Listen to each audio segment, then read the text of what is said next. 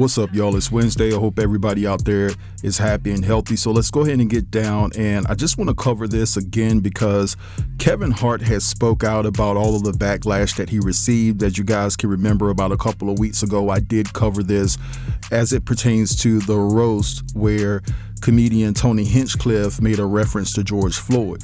You've done good though, Kevin. The black community is so proud of you. Right now, George Floyd is looking up at us all, laughing so hard that he can't breathe. Now, of course, it's to be expected that so many people were pissed at Kevin because he didn't interject at that particular point in time and check Tony Hinchcliffe for making that insensitive joke about George Floyd. And you think that Kevin would have stood up and at least said something because he attended George Floyd's funeral, right? But we know that Kevin is nothing but a... And even Cheryl Underwood came out and said that she was okay with the jokes that were sent her way, especially as it pertains to them joking about the fact that her husband deleted himself, and then also they made jokes about her skin color and appearance. And it's mighty funny that Cheryl would take that position because back in 2021, she tried to call out Sharon Osbourne on The Talk for defending Piers Morgan. If you guys remember, Piers Morgan was saying some disingenuous things about Meghan Markle because Meghan made claims that the royal family was racist. And so Cheryl Underwood said verbatim, "I don't understand how Sharon can support this." Well, we don't understand how you can support that roast. You see what I'm saying? It's just crazy to me. Cheryl Underwood is another mentally decrepit plantation dweller type of ninja is what Cheryl is. I'm just keeping it all the way real. You know what I'm saying? And it's sad that a white woman had to come out and say the things that Cheryl and Kevin should be saying. So with this whole, so did you feel, I mean, did you like the shit they were saying up there though? Like, no, I mean, it was ick. It was gross. I don't find those jokes to be funny. Jokes about lynching black people or lynching is not a joke. It's not, that's worse than rape. Like, you're not joking about rape, are you? Are you saying I'm going to go rape? You know, you can't do that, but you can say lynch. Like, I find that to be, I don't know, you know, people are like, it's a roast, you go for it. I'm like, you can go for it without being gross. Shout out to Chelsea Handler for speaking her mind on that and standing 10 toes down against the powers that be. I know a lot of people will look at it as a different dynamic because she has privilege, but she really doesn't have to say anything, so I commend her for speaking up. But anyway, Kevin went to the Breakfast Club yesterday and he said some interesting things. And so what I'm going to do right here is play you guys a snippet of what he had to say, and then I'll be back. George Floyd joke, it wasn't a tasteful joke to our culture, to our audience, but our audience that's watching the roast, if you're watching the roast, you get why they're doing it. You get why the racial humor is on the table. Like, it's not. Do you feel like Tony Hinchcliffe went too far when he made that joke about George Floyd? It's Tony Hinchcliffe. Yeah. Like, I don't expect less. I don't expect more. Between Tony and Cheryl, and I would say Naeem had a really strong set. Naeem had a very strong set. I was laughing out loud at Tony until the joke. But not even just that joke. I don't like when people joke about violent, tragic death. I like Pete said, and then I was like, why you had to say something about Charlie Kirk? Pete had a great set too. Pete had a Charlie Kirk joke in it. Yeah. Like, would I tell those jokes? No. But do I get why they're being told? Mm-hmm. Yes. Like, I'm not looking at Pete crazy. I'm not looking at Tony crazy. Like, that's what I know what you're going to do. Mm-hmm. I'll say it again. Stop talking as if I said it. Mm-hmm. So when you say the family and the family's affected, I didn't disrespect the family. Showed up for the family when it happened.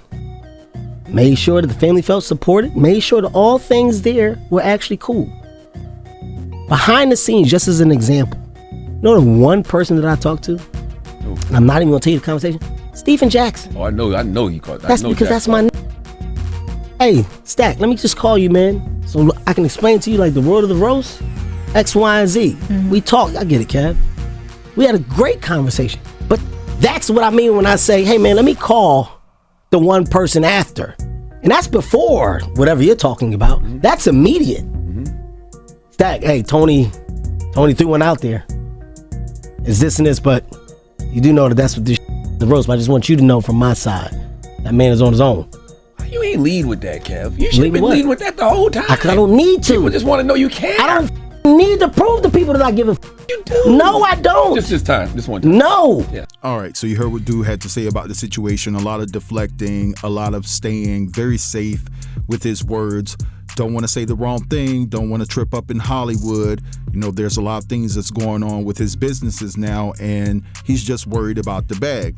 And so it's just particularly interesting when you talk about black people. They're going to always, most of them, I'm not going to say all of them, but most of them that we see in Hollywood, they're going to always stay safe. They don't want to trick themselves out of a spot. But when you look at everything in its totality, you have to understand that black people who make it to that top tier status are control oppositions against their own people, straight up and down. But anyway, we heard from the clip that I just played you all, Kevin Hart alluded to the fact that he talked to Steven Jackson. Steven Jackson was a very pivotal figure when George Floyd passed away. They had a relationship, they even favor, and they used to call each other twin.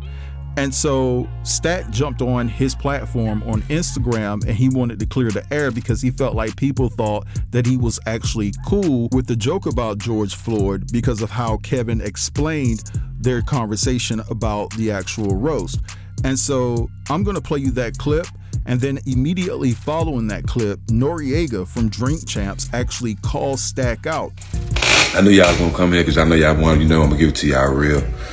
So, Kev did reach out to me. I've been knowing Kev a long time, bro. You know what I'm saying? I've been knowing Kev a long time. And it kind of came off as he made it sound like I agreed with the bullshit. I agreed with the bullshit. No, I did not. I didn't agree with the joke. When he called me, he was basically telling me, calling me out of respect as friends. And basically, I cut him off. I know what a roast is. I understand what a roast is. I watch him. I love him. I watch him. I love comedy. I love Kevin. I'm a fan of Kevin. That's my homeboy. I've been knowing him a long time. But the only thing I wanted to express to Kev was it's a lot of people like me that's under the old law that I would never laugh at no joke about dead people. Anytime somebody demeans the dead, it turns my stomach because it's the lowest thing you can do. When they made the jokes about his family, that wasn't funny to me either because it shows that you're not as talented as you are when you got to pick on people that can't defend themselves, right? So for me, I just let him know that he just had to understand that ain't everybody's flavor. Everybody don't laugh at that because some of us still have morals. I still say yes, ma'am, no, ma'am. I still open doors for people. You know what I'm saying? I still respect my elders. So joking on anybody, Charlie Kirk, anybody. And Charlie Kirk talked about George Floyd. But I would never laugh at somebody talking about somebody that got or somebody that's not here, bro. So demeaning the dead at any point, at any time is never funny to me, regardless who it is. Big Goofy, that white man disrespected who you claim to be your brother, and you ain't got no smoke. Oh, you cool with Kevin Hart. You cool with Ye. You cool with everybody. But when it's a black man, but you ain't got no smoke for that white man. You want all the smoke. Remember, all the smoke. But you ain't got, you want a little bit of smoke. Goofy, you're disappointing me. And I got your back. Because that joke wasn't good. That was not it. That was not it. But Goofy, you said nothing. You let us all down, Goofy. Big Goofy. Now it's on you, Big Goofy. No, we want you to have all the smoke. Not just a little bit. Goofy. All right, so you heard what Steven Jackson had to say about the situation. Now, he did go on to say, I didn't want to play the whole entire thing because it was extremely lengthy, but he did go on to say that him and Kevin Hart have something coming up as far as like some type of show, some type of business deal that they're working on together. And it just goes to show you this is why Steven Jackson is not going in the way he wants to go in because he has a business deal in place with Kevin Hart. It's all about the bag. It's all about the money. You know what I'm saying? And that's what brothers do. That's what they adhere to. They could care less about anything else or anybody else's well-being. When it comes to their bag, they're going to always choose the bag over humanity. And I love the way that Nori kept referring to the name of Steven Jackson and Matt Barnes' podcast, All the Smoke, because that's what they're about. They want all the smoke. But here, you kind of just minimize to a little molecule when the bright lights are on because you have a deal with Kevin Hart. But anyway, Tony Hinchcliffe did speak out about all of the backlash that he's receiving, and I'm just going to play a few seconds of what he had to say, and then I'll be right back. It was something else, huh? It's the first time I've been called a not multiple times in just a few hours. I guess that's what LA writers' rooms, all these, a lot of mentally ill liberals out there that somehow with all these blacks and Jews and Mexicans around me, I guess I'm a Nazi somehow. I guess the guy that pulls names out of a bucket giving everybody an opportunity is a Nazi. Isn't that something? I was called that by a bunch of people that have never written anything in their lives, that literally have just been reading cue cards and teleprompters every project they've ever done, with the inability to improvise whatsoever, no opportunity to have their own thought. All right, so I'm cool on Tony. I don't got time for these sarcastic remarks and his antics and things of that nature. I could care less. It is what it is. I just don't have the temperament to deal with this type of BS, but some people do, and I commend you all. But anyway, I'm gonna let this go right here. I want you guys to feel free to drop down in the comments and leave your thoughts. Don't forget to like, also share this video, and if you're new here, go ahead and subscribe to the channel. I'll check you guys out later. Have a great day.